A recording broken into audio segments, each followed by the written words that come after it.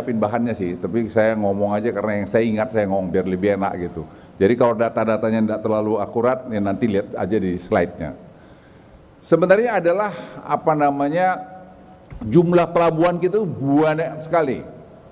Kita memang ada 34 pelabuhan target kita sebenarnya. Target kita itu ada 34 pelabuhan yang mau kita dan itu sekarang berjalan dengan bagus. Tapi kita kalau dilihat dengan pelabuhan-pelabuhan kecil, tempat penyeludupan itu yang kita tobat-tobat. Ada 1000 sekian pelabuhan lain. Jadi repotnya di pengamat-pengamat ini lihat membandingkan pelabuhan dengan satu misalnya dengan Singapura, dengan Malaysia cuma sekian, yang nggak akan ketemu. Jadi kita lihat dengan jernih.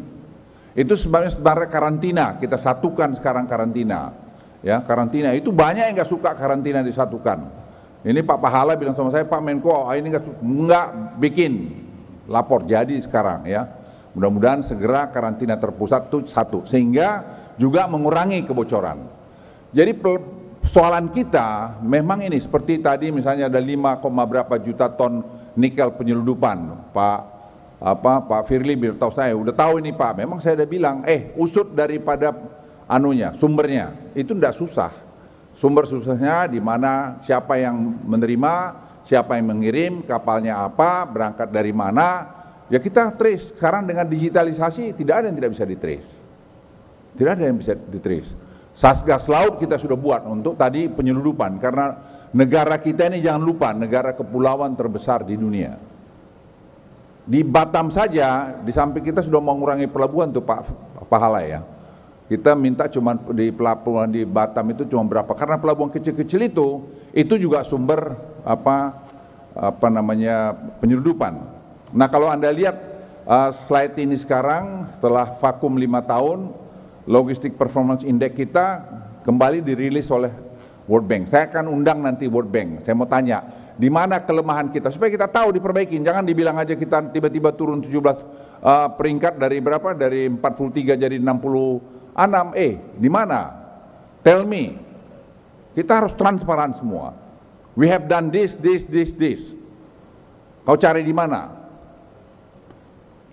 Nah, hasil logistik performance ini, indeks ini saya kira sudah ada di sana, Anda bisa baca, sini Singapura, peringkat pertama dan sebagainya.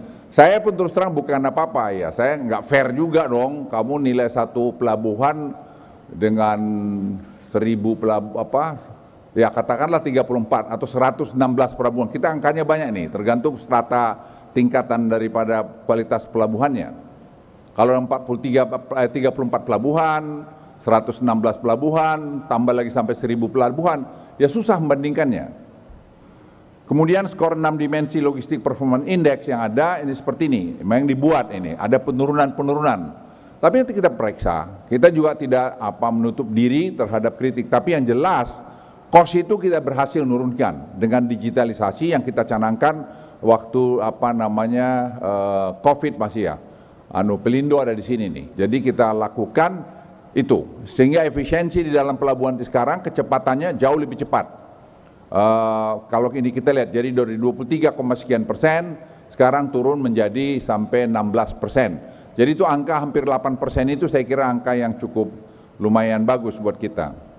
Kemudian peringkat logistik performance index Indonesia ini kita lihat meskipun saat ini pelabuhan di Indonesia termasuk dalam 20 besar terbaik, ingat ini, kita tuh 20 besar terbaik di dunia. Jadi ada paradoks di laporan ini. Tapi oke, kita terima aja. Nanti saya akan undang World Bank, saya mau tanya sama Ibu Satu, di mana salah kami, apa yang harus kami perbaikin. Ya kita tidak boleh menutup diri kalau harus ada perbaikan. Jadi kita juga tidak perlu kecil hati mengenai itu. Di antara negara-negara ASEAN, peringkat logistik performance index kita ada seperti ini. Yang tertinggi Singapura. Ya Singapura tertinggi, jumlah penduduknya 6 juta, pelabuhannya cuma 1, ya relatif pasti oke lah. Jadi saya juga tidak setuju kalau orang membandingkan tidak apple to apple. Ya kita harus bandingkan apple to apple juga, apa yang terjadi. Jadi saya kira perlu untuk kita semua ketahui. Kemudian optimalisasi digitalisasi sektor logistik. Ini digitalisasi ini menurut saya langkah yang dibuat pemerintah yang luar biasa. Jadi sebenarnya ada 6 pilar ekonomi kita. Satu adalah downstreaming industry, itu bagaimana kemarin saya menerima USTR dari Amerika, Saya jelaskan di slide saya. Sayang slide saya itu nggak ada ya. Bisa ditampilkan nggak slide saya digitalisasi apa tuh? Yang kemarin slide yang 6 ekonomi itu. Jadi saya jelaskan bahwa digitalisasi satu, downstreaming satu, dua digitalisasi. Digitalisasi kita tuh sangat sukses. Ya, sangat sukses dan itu menurunkan sekarang tadi kerjaan KPK untuk OTT itu. Kenapa?